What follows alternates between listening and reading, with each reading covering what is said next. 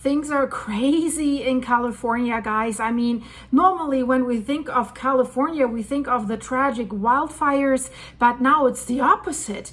A landslide / mud flow was raging through the mountain villages, burying homes, cars, and sliding cars away and trapping people. It's the remnant of the powerful tropical storm Mario that has brought very heavy rainfalls to the parts of Southern California. And wow, guys, when you see all these pictures, it's absolutely crazy. So many of the affected areas are in the mountains, and they are already vulnerable from past wildfires because you have these burn scars on the mountains that basically pave the way for these landslides because there's no vegetation left that would keep the soil on the mountain. So if the vegetation is destroyed, the soil doesn't stay in place. And then this massive rain has triggered serious landslide mud flows and debris flows that are raging into the towns. The places that are hit the hardest include the small mountain communities of Forest Falls, Oak Glen, and Potato Canyon in San Bernardino County in Southern California. Roads were buried in this fast flowing mud black landslide. I mean, you see the pictures. I'm missing the words to describe it right now. Drivers were trapped in this for around 10 hours. They couldn't get out. And you better don't get out in that mud monster, because it can swallow you. It's not solid ground and it's still moving. And then what comes with it? Trees were knocked down. They were also washed away with this big black monster, and this debris was also carried right into the neighborhoods, and some homes were also hit by falling trees that were knocked over by the landslide, and this mud and big rocks that were also coming down with it. And in Forest Falls, one house had a large tree piled up on its roof, like trunks of a tree piled up on its roof. Absolutely crazy. And State Route 38, that's near Yanks Lake in the San Bernardino National Forest, was also very severely impacted by that. Several vehicles got stranded, and until right now, 6 vehicles are still stuck in the mud. Of course, they started to try to excavate and search for people, but they're still not sure if there's not other trapped people. So evacuation warnings are in effect for these mountain communities that are already impacted. And there's more rain in the forecast. That's also not helping. And in a separate but related incident, for example, a 2-year-old boy went missing after floodwaters swept away his family's car in Barstow. And so far his father was rescued, and we are waiting to hear more what happened to this family. And the town of Forest Falls saw about 1.5 inches of rain in just 1 hour. That's roughly 5 centimeters. That's a lot. And then they saw another ½ an inch shortly after. So nearly 2 inches in around 2 hours. That's crazy.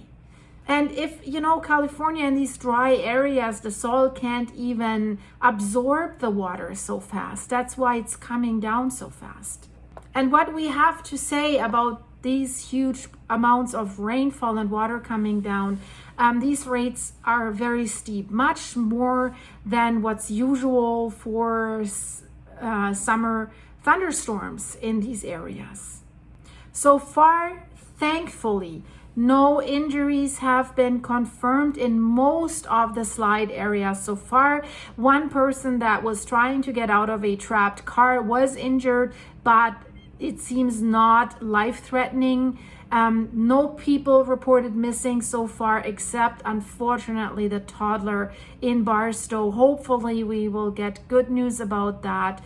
The damage assessments are ongoing, and it's not fully known yet what the ultimate damage will be.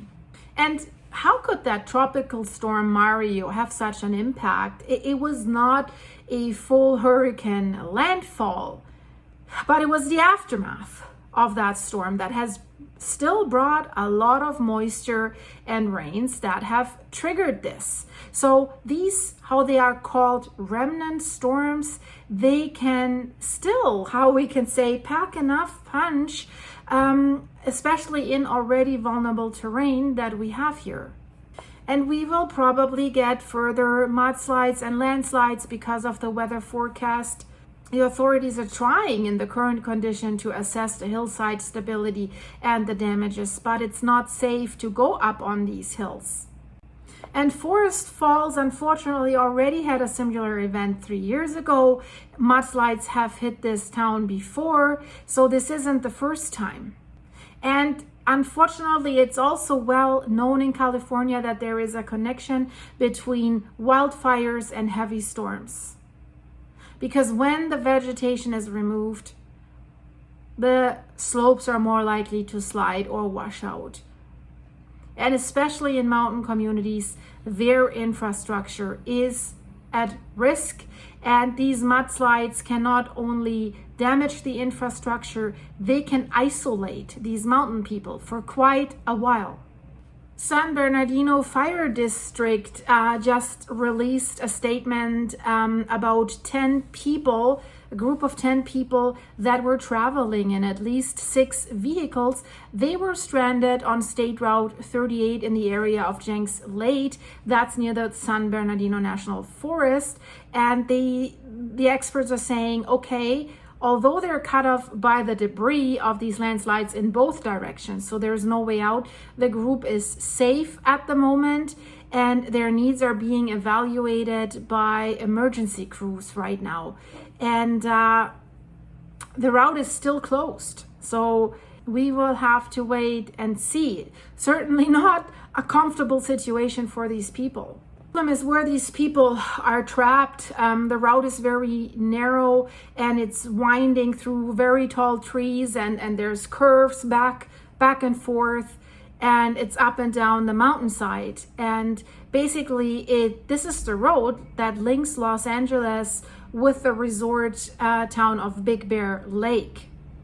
And a witness also said, well, suddenly we started seeing rocks and stuff coming down from the side of the mountain. And then that person was kind of, he said when he was driving down the mountain from Big Bear, then the rain started, and when they saw starting these rocks coming down the side of the mountain, cars were turning around and they were telling him that the road was blocked. So he headed back up the mountain, but that was then also blocked again. Then he turned around once more again, and then he saw the road that he basically had crossed 30 seconds earlier had been wiped away. So had he remained standing there, that would have been catastrophic for that person. So these communities are obviously impacted very significantly. I will keep you updated, guys. I hope you liked it. Check out the videos in the end screen. And I have a video that I really think is highly, highly interesting about Europe's most devastating inland tsunami. And it's something similar to Bluton, but more catastrophic. Over 2,000 people were lost without a warning. There were warnings, but they were ignored by greed, and they needed electricity. The Vaillant Dam disaster, a mountaintop broke off. Guys, you have to see this. I promise it's not boring. Click the link in the end screen, and there's so much more, so you should subscribe. And if you want to fill me up with coffee so that I can produce more of these videos, please go to my buymeacoffee.com/silky link. Join the channel, click the join button, and thank you for your supers, and thank you for your great comments. I'm so grateful for you guys and for the nice comments when you always thank you for this video, and so many people write that. I thank you guys for watching and for supporting this channel. See you in the next one. Watch the Vaillant Dam disaster, guys. Horrifying disaster, and we should learn from that. Bye bye.